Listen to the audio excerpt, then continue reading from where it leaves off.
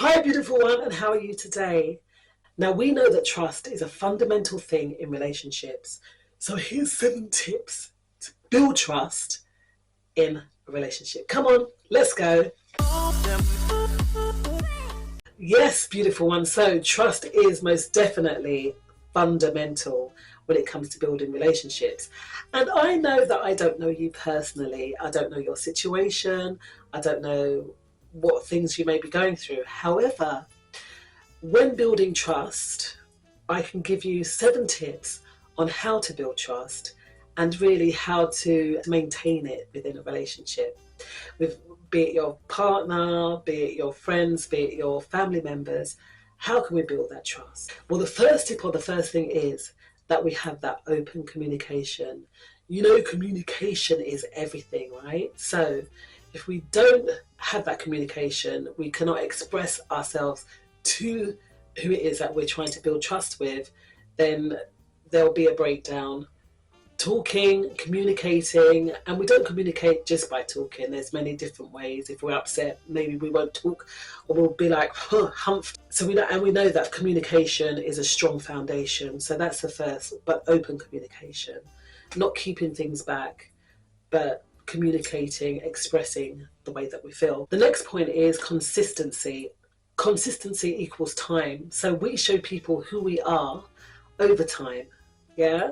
So if I wanted to show that I'm a trustworthy person, I've got to prove that I'm a trustworthy person. So we're reliable, we show consistency, we're honest, and we're open. And above all, we're respectful. We're going to go and look in a bit more on how respect shows consistency.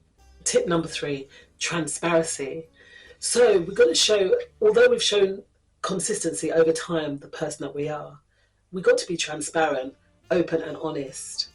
Okay, so if, for instance, we're feeling a way about something and you might have seen your partner or a family member talking to someone and they were looking over in your direction and you're like, what's going on here?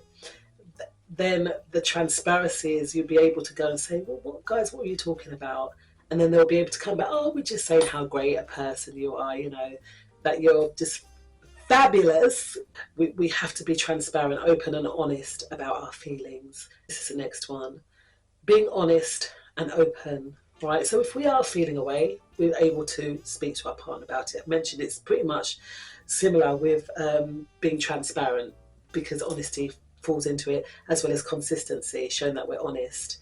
Because if we are honest 100% of the time, or 99.9% of the time, then our partner knows that they can trust us, that our friends and family know that they can trust us, and they know they can call on us. So when I mentioned earlier about consistency, respect was part of that.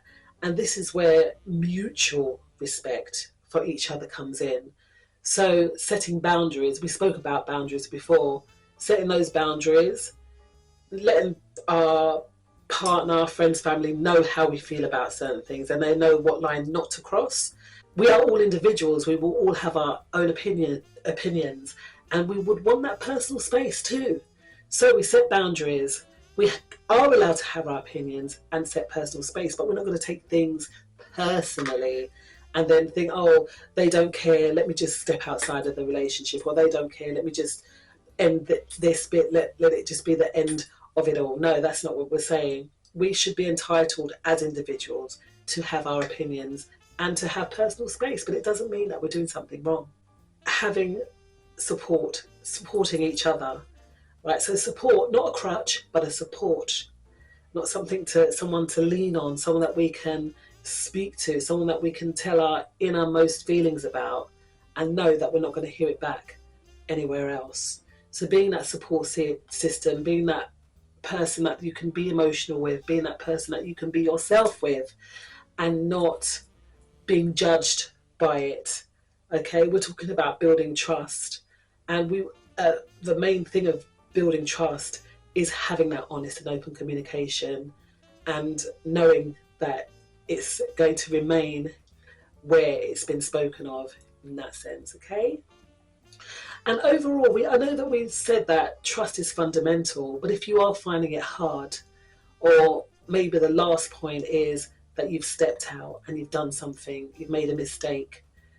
Own it, be accountable for it. Say, put your hands up and say, do you know what, I'm sorry, I made a mistake. How can we set things right? Now, in some cases, if someone has stepped out, or if someone has gone and spread your business or things about you that you are unhappy about, then it can either be mended or you part ways. But work it out what you're going to do. And if you are going to work together, find out ways in which you can overcome it and start rebuilding that trust again. That's the worst thing, for trust to be broken, because then it does have to be rebuilt. However, it's not impossible. We are humans, we are individuals, and we will make mistakes. You just got to remember that we do make mistakes.